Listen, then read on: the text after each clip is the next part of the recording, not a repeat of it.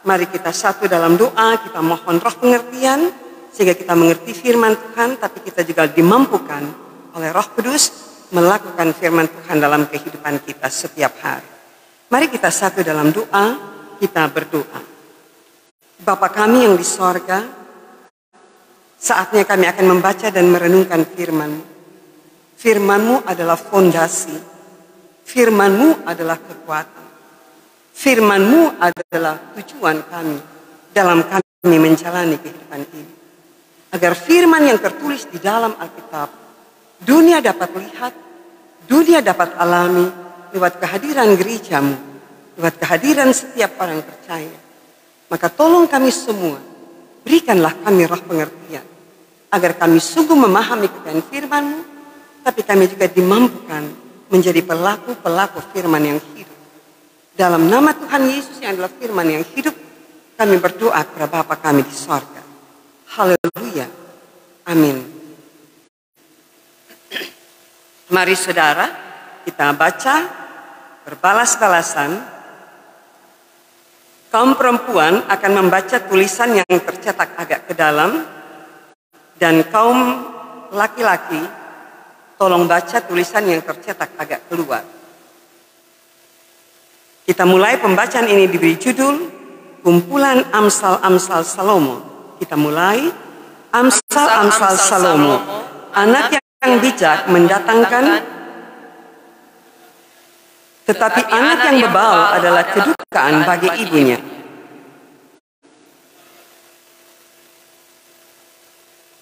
Tetapi kebenaran menyelamatkan orang dari maut. Tetapi keinginan orang fasik ditolaknya. Tetapi tangan orang rajin menjadikan kaya. Siapa tidur pada waktu panen membuat malu. Tetapi mulut orang fasik menyembunyikan kelaliman. Tetapi nama orang fasik menjadi busuk. Tetapi siapa bodoh bicaranya akan jatuh. Tetapi siapa berliku-liku jalannya akan diketahui. Siapa bodoh bicaranya akan jatuh. Tetapi mulut orang fasik menyembunyikan kelaliman. Tetapi kasih menutupi segala pelanggaran. Tetapi pentung tersedia bagi punggung orang yang tidak berakal budi. Tetapi mulut orang bodoh adalah kebinasaan yang mengancam. Sampai di situ saja. Pujian Bangku C, kolom 27 menyanyikan Kusiapkan Hatiku Tuhan.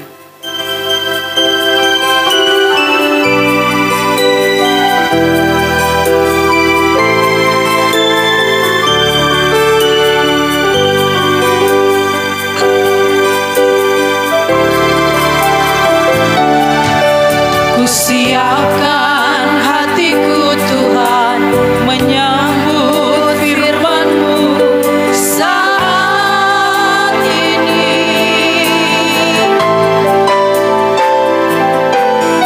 Sujud menyembah-Mu Tuhan, masuk hadirat-Mu saat ini.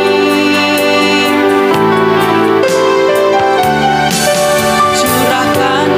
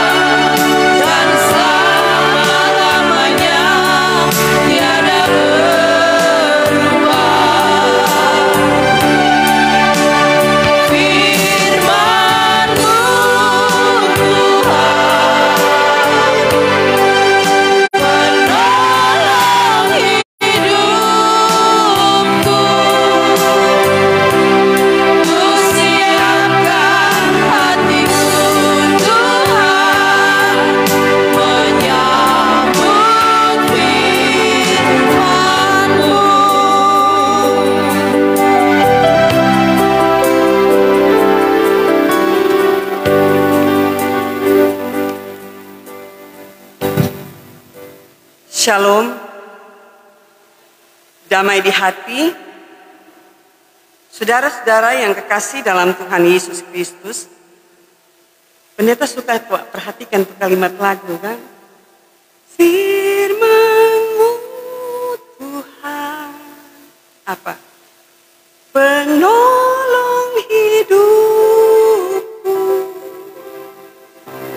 ku siapkan hatiku Tuhan, menyambut firman-Mu.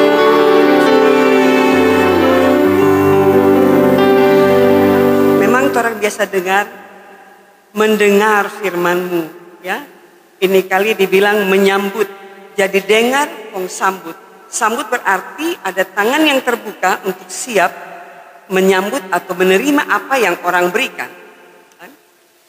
Karena pada malam hari ini kita sedang berbicara tentang keinginan Tuhan untuk bagaimana gerejanya, yang itu menunjuk kepada orang percaya tentunya.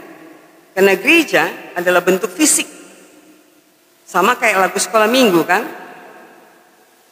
Gereja bukanlah gedungnya dan bukan pula menaranya.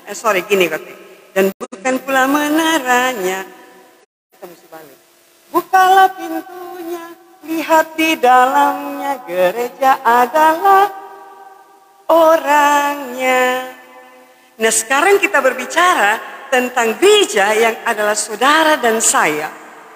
Melepas bulan Januari, kita diajak kembali, mari jadi bijak. Saya coba lihat di dalam KBBI, Kamus Besar Bahasa Indonesia, kata bijak yaitu akal budi, arif, atau tajam pikirannya. Dia peka dengan situasi yang terjadi, dia bisa memanage emosinya, pikirannya, sehingga yang keluar menyenangkan orang lain, tapi juga menjadi kesenangan bagi kehidupan.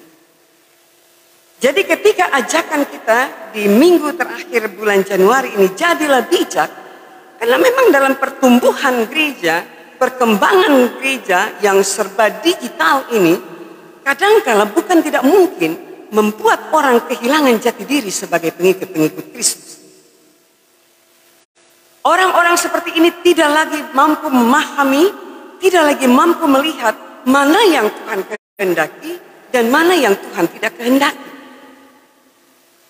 Yang ada dalam pikirannya bagaimana dia memaksimalkan kehidupannya untuk menggapai apa saja yang dia inginkan. Sekalipun mungkin ada korban di sana.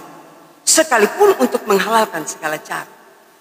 Nah, oleh karena itu saudaraku yang kekasih, saya punya buku The Bestseller tahun 2017 kalau tidak salah. Buku itu ditulis oleh David Schwartz. Buku itu tertulis berpikir dan berjiwa besar. Berpikir dan berjiwa besar. Nah, buku ini mau mengisahkan bahwa salah satu kalimat yang kita ada stabilo akan, di situ tertulis dunia ini adalah laboratorium terbesar. Tempat manusia mempraktekkan apa yang ada di dalam hatinya, yang diolah dalam pikirannya, dan menghasilkan perkataan dan tindakan. Saya ulang, David Schwartz bilang di dalam bukunya, berpikir dan berjiwa besar, dia katakan dunia ini adalah laboratorium terbesar.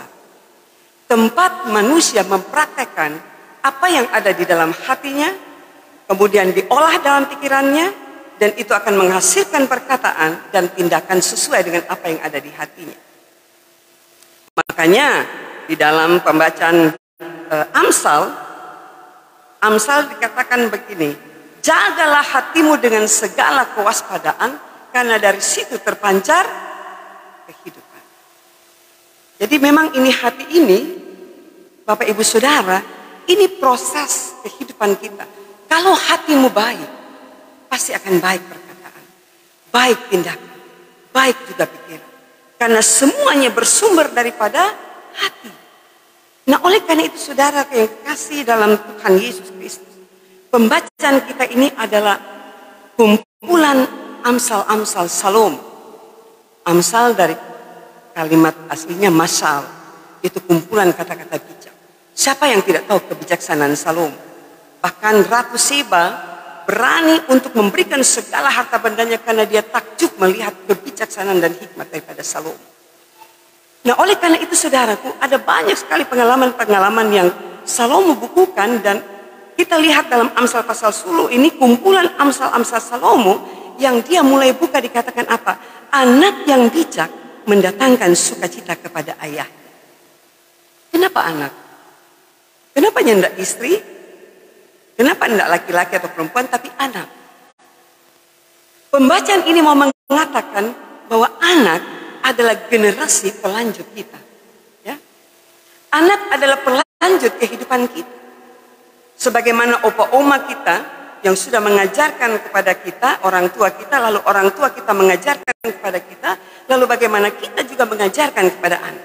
Karena tadi saya katakan di ibadah pemuda, bahwa pemuda-pemuda adalah tongkat estafet pelayanan gereja Sion. Karena akan ada masanya, kita semua akan memberikan kesempatan itu.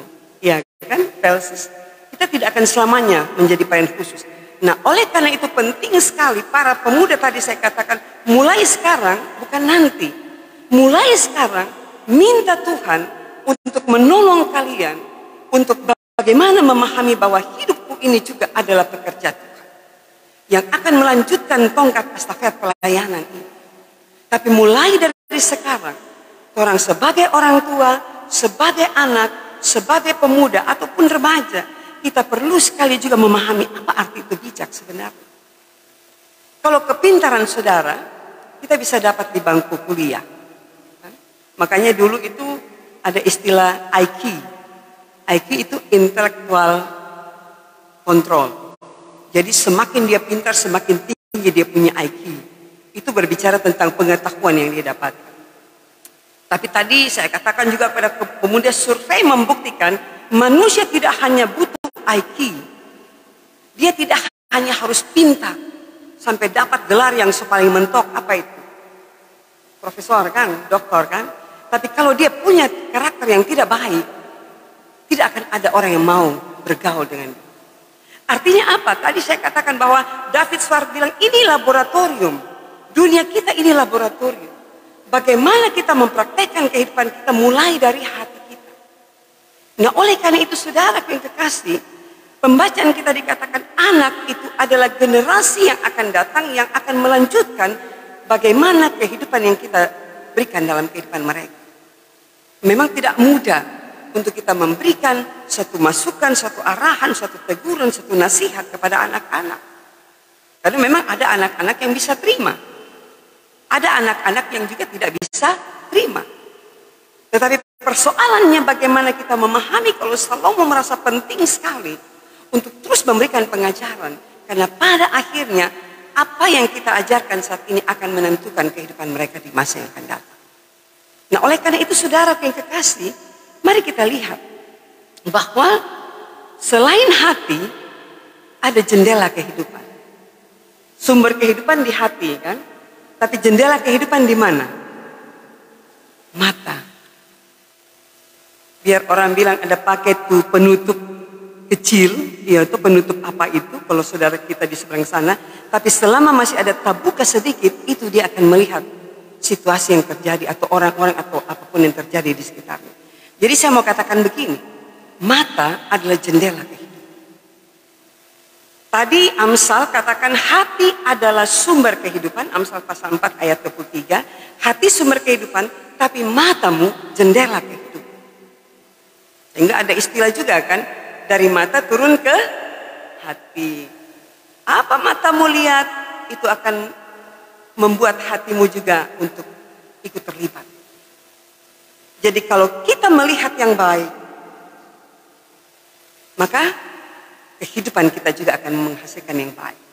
Kalau kita melihat yang tidak baik, itu akan termanifestasi juga untuk tindakan yang tidak baik. Saya mau katakan ini. Karena pembacaan kita mengatakan bahwa kehidupan yang kita jalani ini adalah kehidupan di mana kita sedang berada untuk bagaimana kita mempraktekkan seluruh organ tubuh kita. Ada hati sana, ada mata, ada apa lagi? Tangan, ada apa lagi? Mulut. semua organ penting. Hati, mata, mulut, tangan. Nah ini semua mau berbicara bahwa saya tekankan ulang, mata adalah jendela kehidupan.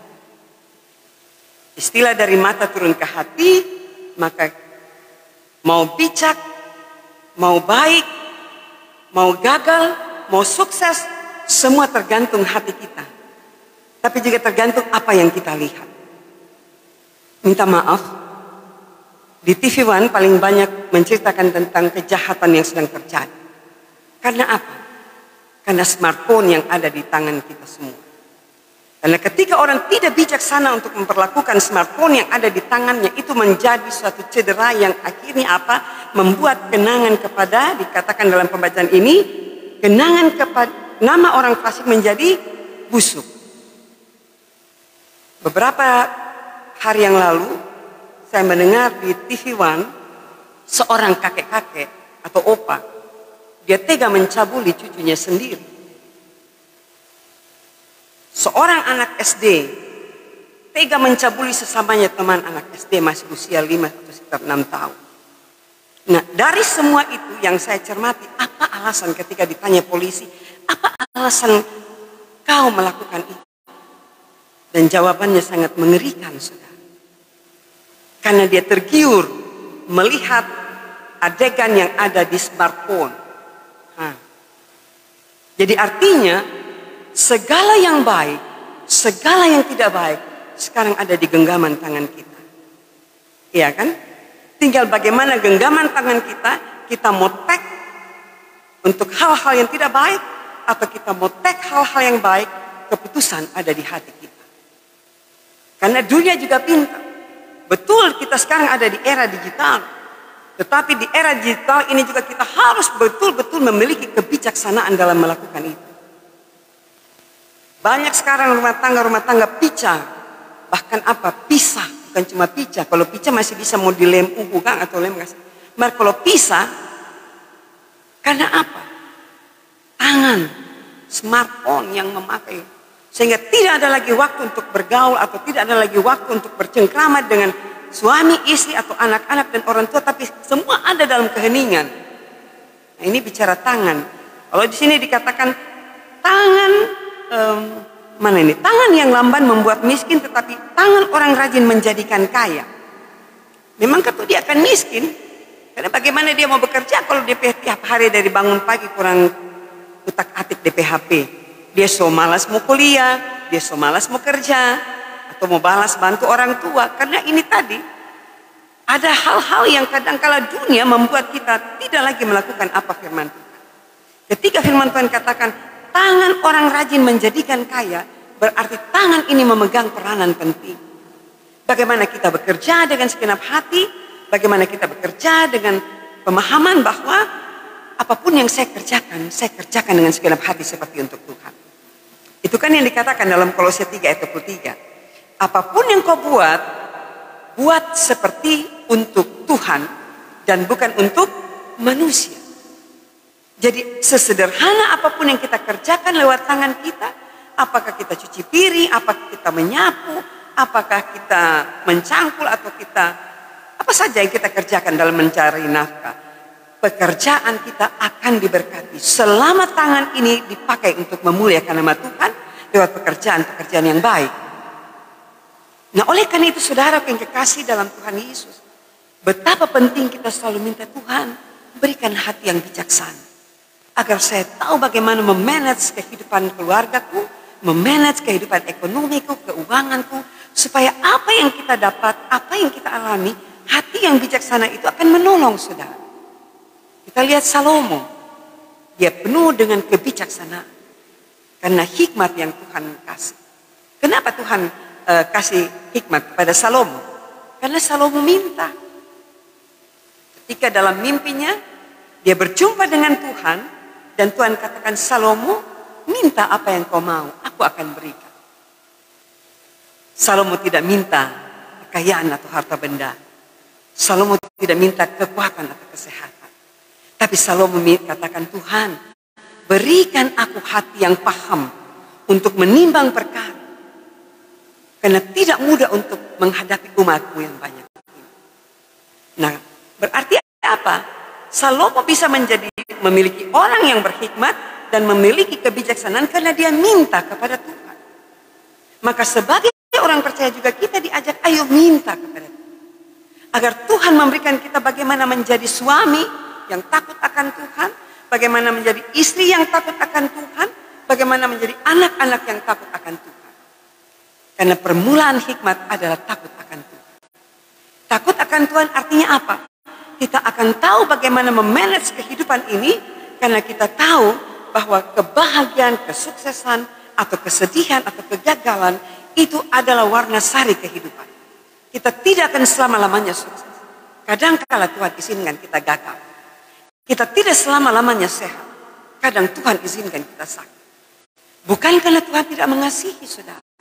Tapi Tuhan melihat bagaimana bijaksananya kita menjalani kehidupan ini. Nah, oleh karena itu,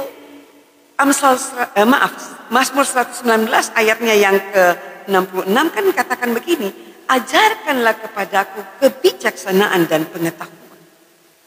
Jadi Mazmur Daud saja katakan, Tuhan ajarkan aku kebijaksanaan dan pengetahuan.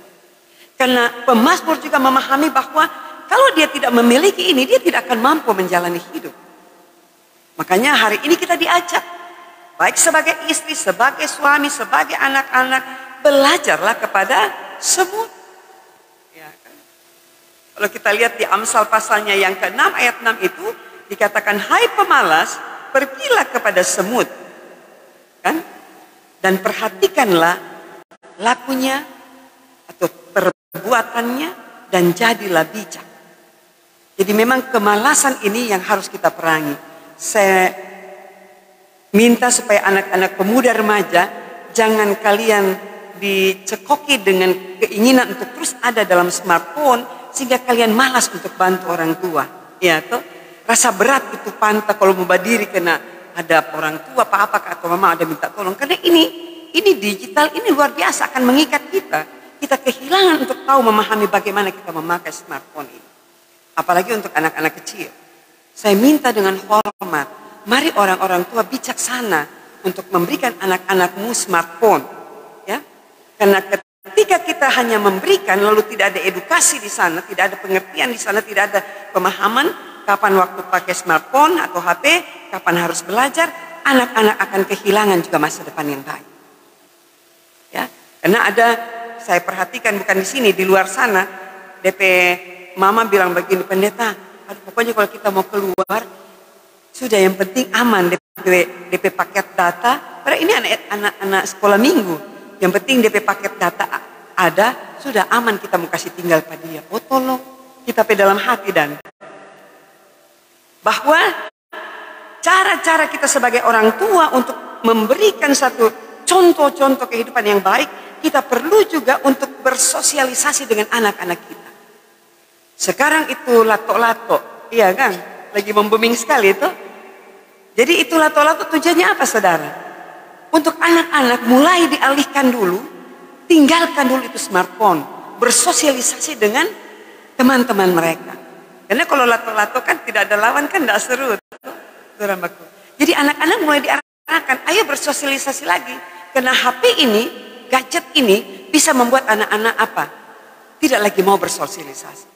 Mereka tinggal sibuk dengan dunianya sendiri dalam kesunyian yang senyap. Jadi jangan pikir anak-anak ada orang tua bilang gini, aduh pendeta kita punya anak pokoknya tidak terlalu mau bergaul, dia kurang di dalam kamar belajar.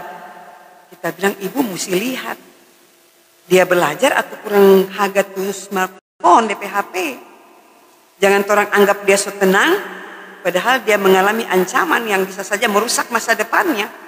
Karena saya katakan di smartphone itu bukan hanya hal yang baik, hal yang tidak baik pun, gambar-gambar bukil pun ada di sana. Kalau kakek saja bisa tergiur, apalagi anak-anak muda.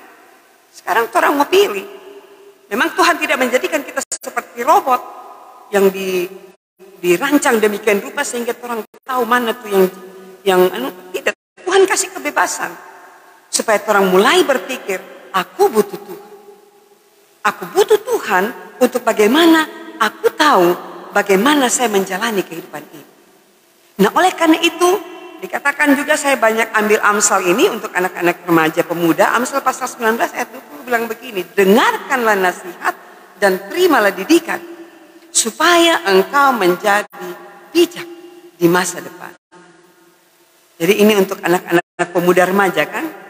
Dengar nasihat, terima didikan, supaya engkau menjadi bijak di masa yang akan di masa yang akan datang.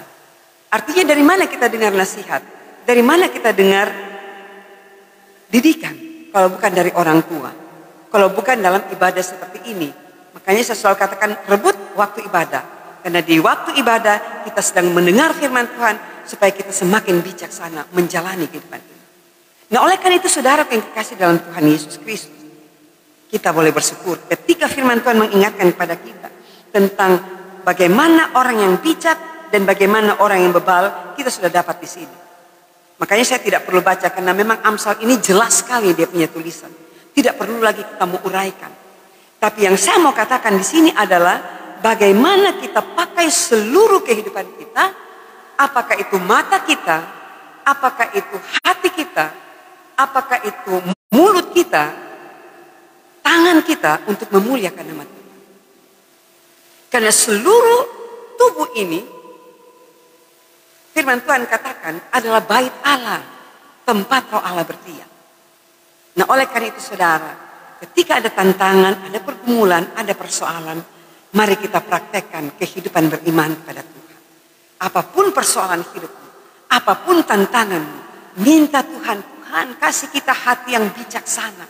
Supaya kita bisa mengontrol apa? Emotional control. Itu tadi saya katakan. Kita tidak hanya butuh IQ, intellectual control, itu bisa didapat di bangku kuliah. Tapi emotional control kita dapat dalam kehidupan. Emotional control itu adalah kemampuan kita mengontrol emosi kita. Dan ada orang kalau dia cepat sekali naik darah, kan dia sudah lihat tuh orang-orang, pokoknya dia marah, dia memakai, dia apa semua. Karena dia tidak punya emotional control. Biar dia pintar. Terakhir, tadi malam saya ada dapat telepon dari satpam di Rumah Sakit Manimunembu, Bapak Oscar. Dia cuma tanya begini, pendeta, kira-kira yang tadi pagi, kena hari Sabtu kan, saya ada ke Rumah Sakit Manimunembu. Karena memang terjadi kericuhan yang luar biasa di saat pendaftaran. Nah, ini kalau sudah ada yang biasa daftar itu orang-orang mulai mengklaim, oh saya nomor ini, saya nomor ini. Akhirnya saya kurang lihat bagaimana seorang satpam menangani pertikaian ini. Lalu dia berbicara dengan begitu bijaksananya, saya katakan luar biasa. Walaupun dia seorang satpam, tapi dia bisa mengeluarkan kata-kata yang bijaksana. Jadi kata-kata yang bijaksana ini akan meredamkan suasana. Kata-kata yang bijaksana ini akan keluar dari hati yang takut akan Tuhan, yang selalu minta pertolongan Tuhan. Supaya apa? Firman Tuhan mengingatkan kepada kita. Kenangan kepada orang benar mendatangkan berkat. Tapi dikatakan apa? Nama orang fasik menjadi busuk. Contohnya bagaimana? Sedikit lagi, semua terakhir ini. Kadang-kadang kan kalau ada orang yang meninggal, dia baik, dia selalu menciptakan kedamaian. Kita kan selalu bilang, aduh kasihan Kang, kalau ingat pada dia, aduh baik sekali. Aduh kita juga itu hari ada persoalan, dia kurang topang doa, dia kasih semangat, dia kasih kuat. Itu kan kebijaksanaan yang keluar dari dalam diri kita. Kita tidak bisa menghasilkan kebijakan tanpa pertolongan Tuhan. Tapi beda kalau ada orang meninggal, kondisi kehidupan kurang memakai, kurang mabuk-mabukan dan sebagainya. Apa tuh orang ada bilang? Aduh, secocok tuh dia begitu. Kenapa waktu hidup kurang bikin ribut-ribut. DP orang tua kurang begini. Itu kan akhirnya apa? Hilang. Tapi kenangan kepada orang benar mendatangkan berkat. Artinya apa? Orang bisa mencontohi mereka yang sudah melakukan kebijakan. Mereka yang sudah melakukan hal-hal yang baik. Kita mencontoh. Dan itu artinya apa? Kita juga diberkati. Nah, oleh karena itu saudaraku, mari kita jadi orang yang bijak.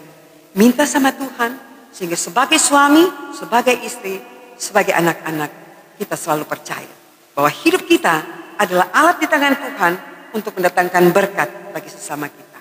Tuhan Yesus memberkati. Amin.